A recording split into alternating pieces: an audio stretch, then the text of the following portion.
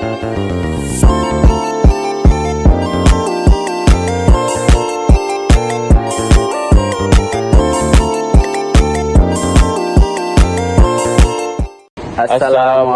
warahmatullahi wabarakatuh. Perkenalkan, nama saya Fikri Rabani. Nama saya Seldi. Kami dari Universitas Sultan Muhammad Syafiuddin Sambas.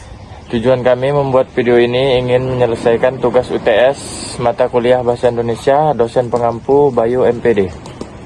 Baik, langsung saja kita masuk ke video podcastnya. Check it out. Baiklah, judul podcast hari ini tentang pengaruh gadget terhadap nilai akademik mahasiswa. Baiklah, langsung saja saya bertanya kepada kamu, Pik. Di era digital ini, gadget seperti smartphone dan laptop sudah banyak menjadi bagian penting dari mahasiswa. Tapi ada juga yang bilang kalau gadget itu bisa menurunkan nilai kuliah mahasiswa. Menurut kamu bagaimana, Pik? Baik, menurutku gadget itu mempunyai dua sisi. Yang pertama ada sisi positifnya dan juga ada sisi negatifnya. Oh, yang sisi positif dan negatifnya itu termasuk apa? Di satu sisi yang sisi positif, dia bisa membantu banget dalam proses belajar mengajar. Yang pertama kita bisa mengakses jurnal, mengakses e-books, kelas online, bahkan bisa menyatat materi pada saat kita presentasi di dalam kelas. Namun di sisi lain gadget juga bisa menjadi sisi negatif, apalagi di era sekarang yang banyak mahasiswa yang bermain game, mengakses 18+. Jadi ada sisi positif dan negatifnya gitu. Nah, itu dia.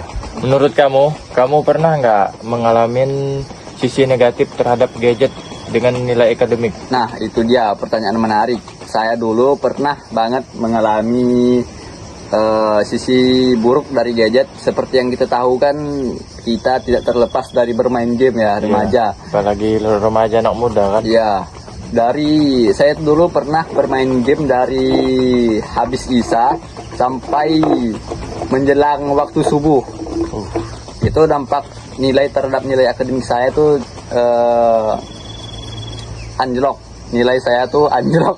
Oh, itu bisa dibilang kecanduan game ya? Ya, kecanduan game. Tapi kalau bisa efek kecanduan game itu dikurangin lah. Ya, supaya tidak menimbulkan sisi negatif. Apalagi kita kan seorang mahasiswa ya, yang dimana kita juga harus memerlukan nilai untuk kedepannya bagaimana gitu.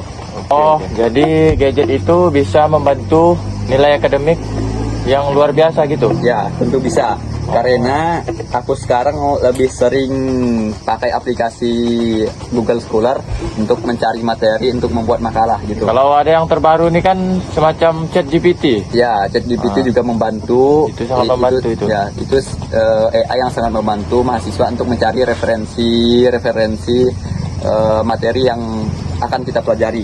Oke. Sebenarnya gadget itu kalau kita gunakan untuk hal yang positif itu dampaknya besar bagi hidup kita. Tetapi realitanya banyak mahasiswa yang susah memisahkan antara belajar dan hiburan, seperti scroll TikTok sampai berjam-jam dan bisa melupakan hal-hal seperti melupakan tugas-tugas kuliah itu. Baik, itu sebenarnya klasik ya. Makanya pentingnya kita sebagai mahasiswa punya self control. Kita juga bisa memanajemen waktu dengan baik. Bagaimana caranya memisahkan antara mengerjakan tugas dan hiburan seperti kita scroll TikTok pada biasanya, dan tidak membuka konten-konten yang negatif seperti argoy, ya, seperti joget-joget, cewek-cewek gak jelas, yang joget tanpa busana gitu tanpa ya. busana. Jadi bisa kita simpulkan gadget itu bukan hanya musuh, tetapi alat yang bisa kita kendalikan ya. Betul banget, semuanya itu balik lagi bagaimana cara kita mengelola atau memanage waktu dan apa sih tujuan kita sebagai mahasiswa gitu dia.